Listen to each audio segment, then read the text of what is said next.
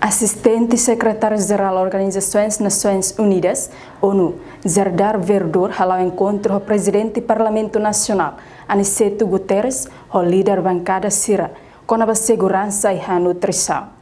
Encontro entre assistente secretário-geral da Organização Nações Unidas, ONU, Serdar Verdor, o presidente do Parlamento Nacional, Aniceto Longuinhos Guterres, halau ia salão conferência terça-feira, no recensia fulang novembro tinangne.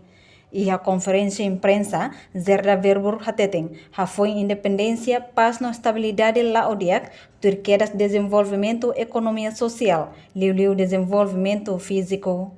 Serdar Verdor escolhia o parlamento, onde tal atenção para segurança e a nutrição. Foi a conta do encontro o presidente do parlamento, vice-presidente do parlamento, o líderes bancada Palo, para o tópico importante deles, para a segurança e a nutrição. Depois da independência, depois da democracia, paz e estabilidade, quer dizer a mesma coisa, desenvolvimento econômico e social, o desenvolvimento e a EMA.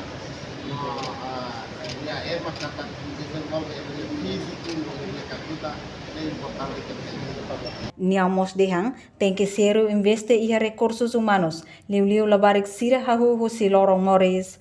Reportagem Celestina Falo, Televisão Timor Post.